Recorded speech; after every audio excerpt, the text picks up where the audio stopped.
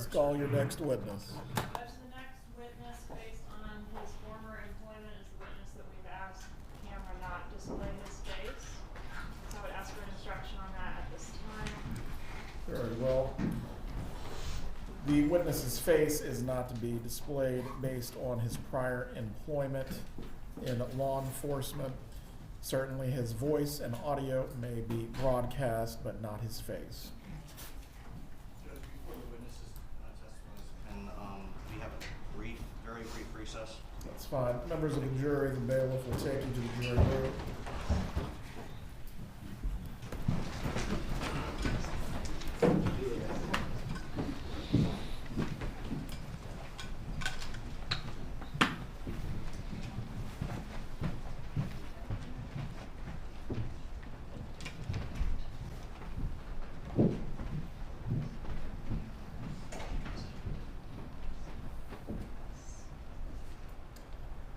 You all can be seated. Please use the restroom or stretch your legs now if you need to before we resume with the testimony.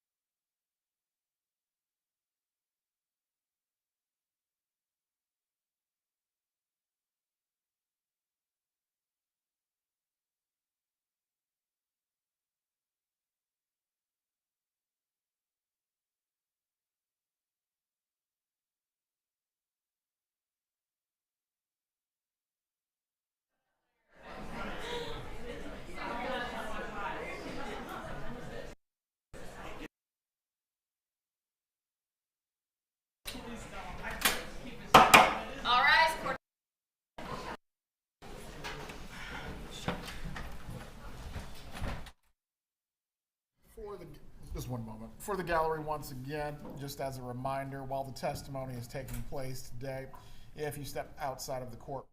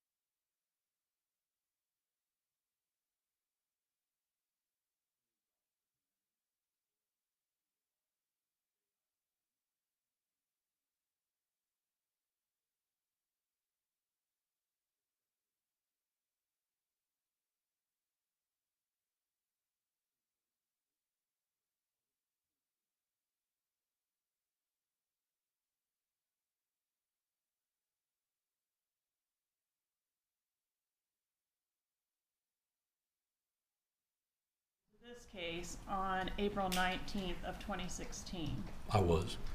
Can you explain what the operation was? My role in the operation was that May I interrupt you for just one moment? Could we approach, Your Honor? Yes.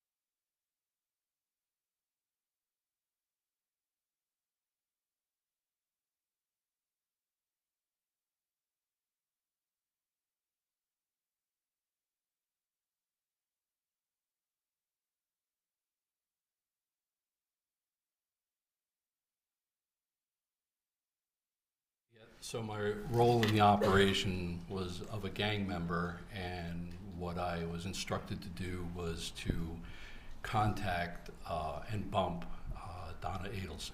What does bump mean?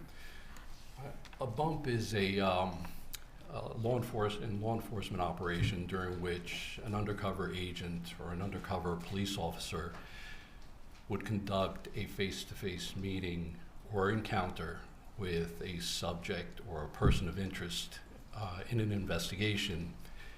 And what we look for, the results we look to get would be one or a combination of either I would try to extract, or the undercover would try to extract information, or they would try to pass on information, or possibly set up a future meeting with the individual, or tickle a wire or a telephonic intercept, or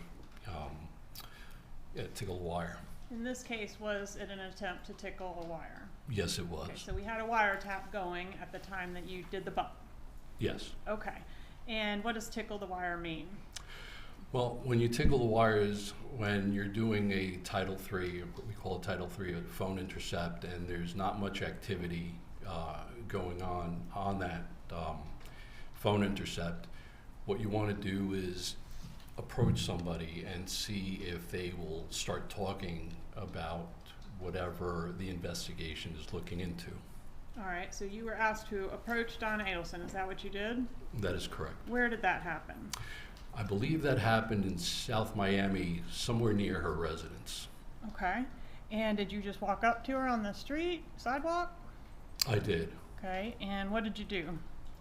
Well, I was instructed to walk up to her and engage her in a small discussion as to why I was meeting with her, and then eventually handing her a flyer. Okay. Is that what you did? Yes. All right. And I'm going to show you the flyer. I've marked as States Exhibit 83.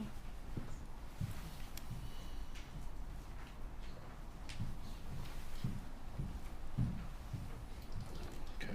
Is that what you handed Mrs. Adelson? This is it, yes. All right, Judge, I'd ask to introduce States 83. Okay.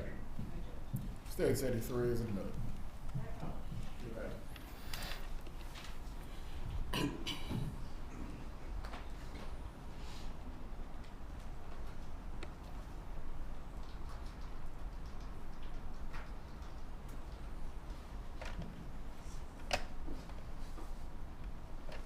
so it's a standard 8.5 by 11 sheet paper, right?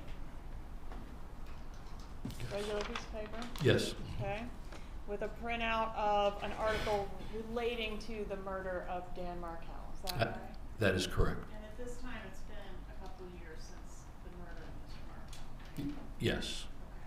Okay. And over here in handwritten, can you say what was printed there? Yes, just call and text, and that's my undercover cell phone number and the $5,000 which was being asked for. Okay, and this cell phone number, that it belongs to the phone number that's written here, are you personally going to carry that around and answer it if someone calls it? That is correct. That's solely in my hands, and I'm the only one answering. Or Right. a voicemail would answer. And is there something you need to do if that occurs to record the phone call in question? Well, the way, and I can't reveal too much tradecraft, but if I received a call and it went to voicemail, it would do a remote recording. It wouldn't be on the actual phone, so I didn't have access to any voicemails. Okay, but if you're going to take the call, is there something you do that causes the call to be recorded? Well, yes, I had to do something on the phone. All right. Was the interaction, the bump that we're referring to it as, where you approached Donna Adelson and spoke with her, was that audio recorded? It was audio and video recorded, yes. How was it recorded? I had an audio and video on my person, and I believe the surveillance security team also recorded that. So we've got one angle that's what you're wearing and another angle from across the street. That is correct. Have you had an opportunity to review State's Exhibit 112, a thumb drive containing those two recordings? Yes, I have. And are those fair and accurate recordings, both of what you were wearing as well as the one taken from across the street? Yes, they are. Move into evidence, States 112, Your Honor. Any objection? No objection. States 112 is admitted. I'm showing you States 117. Are those your initials on 117? Yes, they are. Okay. Were there phone calls that were made from or to the phone number on the phone flyer in connection with this investigation? Yes. Are those phone calls contained on States Exhibit 117? Yes, they are. Move into evidence, States 117, Your Honor. Any objection? No objection. States 117 is admitted. And States 117, those are all the phone calls associated with this number on the sheet here. We've got one from you to the Adelson Institute Family Business. Recall that? Yes, I do. Okay. And then one from Charlie Adelson to this phone number, is that right? Yes. And one from Donna Adelson to this phone number, correct? Yes, correct. Okay, and those are all the phone calls. Nobody else called the number during the course of this operation that was answered? That was Right. answered, yeah. Okay, Correct. there were a couple missed calls, right? Yes, that's correct. Okay. No further questions, Your Honor. Cross-examination.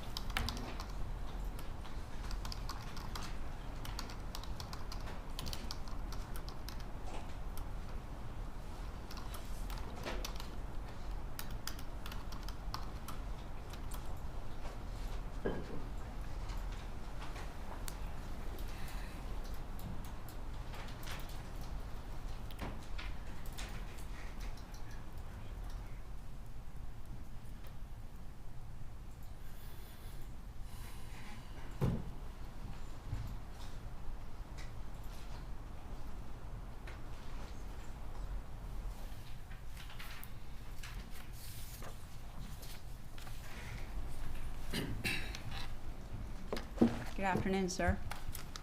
Good afternoon. I have a question. Sure.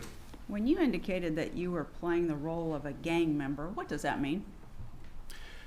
Well, a gang member is anybody that's involved in any type of organization or regarding criminal activity, involved in criminal activity. Well, I know what a gang member is. I'm asking what were you going to do? What were you trying to portray yourself as?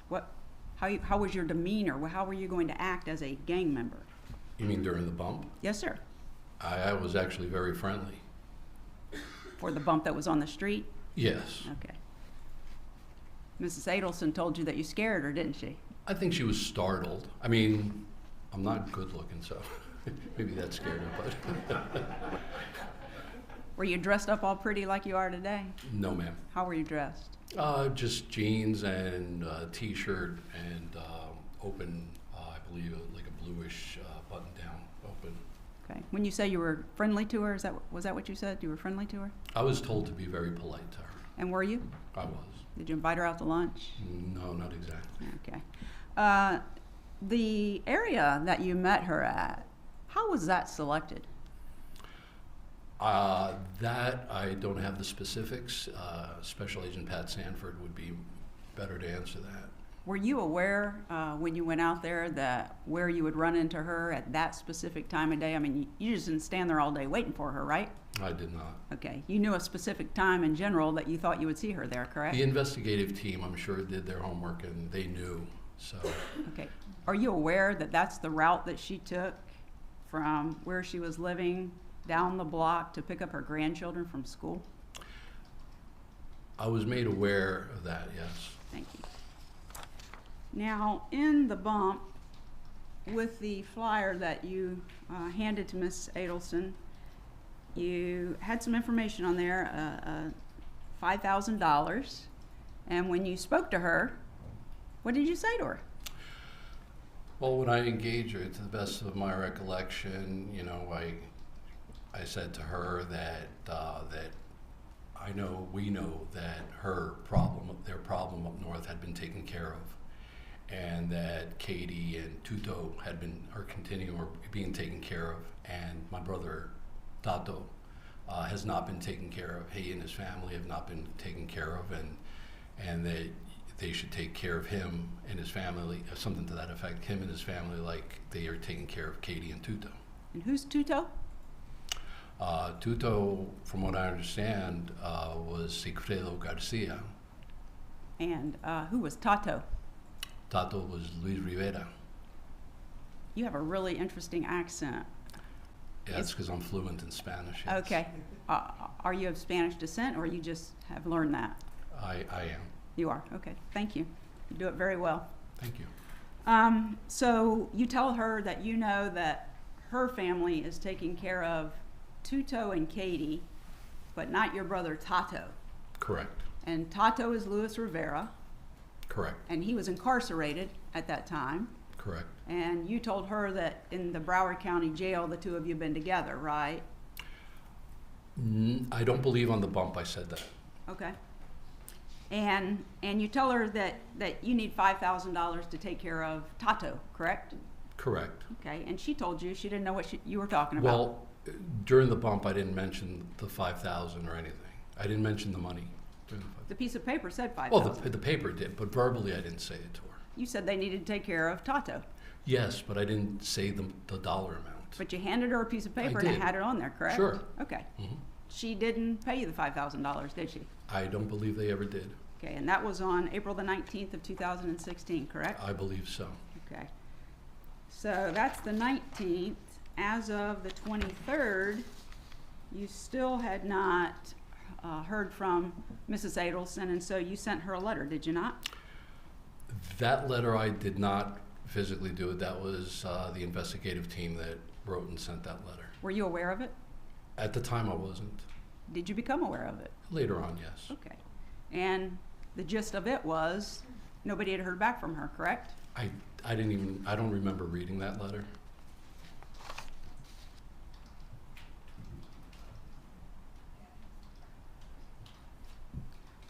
So, but you're aware the letter was sent, right? Later on, yes. Okay. And then move forward all the way up to April the 28th of 2016. Mrs. Adelson has not called you back, correct? I don't remember the dates that, accurately, I don't remember. Okay, well, there's a phone call that's been introduced into evidence, so. Well, yeah, okay. but you're asking me before that. I guess on the 28th I received a call. Well, on the 28th, you actually called the Adelson Institute, didn't Yes, you? I did call. Okay. Yes. So you were the first call then? You Yes, called the Adelson Institute? Correct. And correct. you were trying to reach Donna Adelson? That is correct. But she was not there? Correct. So you left a message saying, you're Sammy, and you haven't heard back from her, and let her know I called? That is correct. Okay. But she doesn't call you back right then, does she? No, she did not. And she didn't pay you the $5,000 you were looking for, correct? Did not. Okay. And so you called the Adel Institute and get no response. So then May the 4th of 2016, you sent a text to Donna Adelson at 2:09 in the morning, correct? That is correct. And on that text, you said, still have not heard from Donna. Wait a minute. No, I'm sorry. So you don't take me serious. You think I'm playing. You have some puta? I think Puto. Puto, call me to see if I'm for real. If you think what KD baby daddy did for you can't come back, you're, excuse my language, fucking crazy. I want the, and then it doesn't say, now, or I'm going after the 100K. Right? That's what I was told to write, yes. Wasn't very polite there, was it? Well, that's usually how somebody that's blackmailing somebody or extorting somebody in the criminal world would probably talk to somebody, yes. Sure, it's more aggressive, right? Absolutely. Because you want her to incriminate herself by talking to you, pay the $5,000. You're looking for her to talk, right? I'm just looking for her to send the money. But she didn't send the money, did she? She did not. Okay. And then you got a call on, let's see, that was May the 4th. You still don't hear from Donna. But on May the 6th, no. May the 4th, you get a call from Charlie Adelson, That is correct. and you talked to him, I did. right?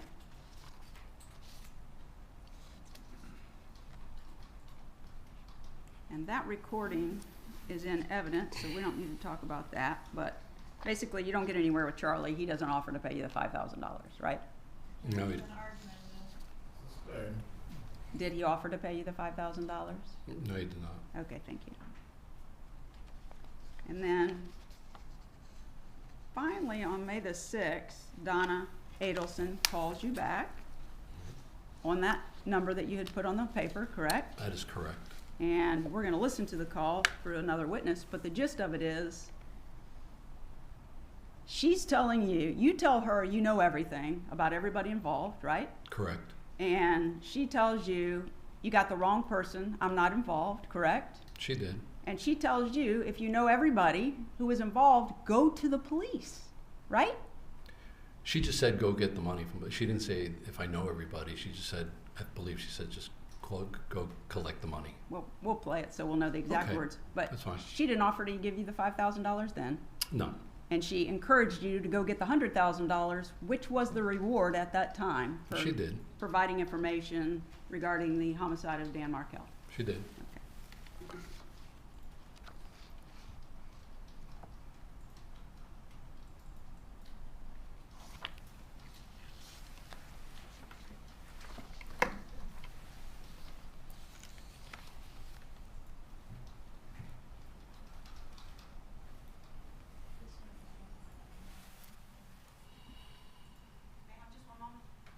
Take your time.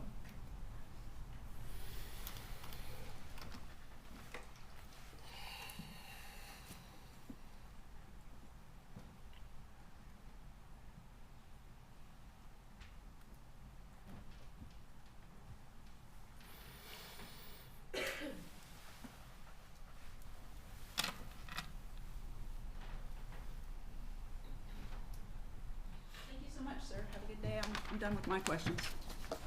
Redirect examination.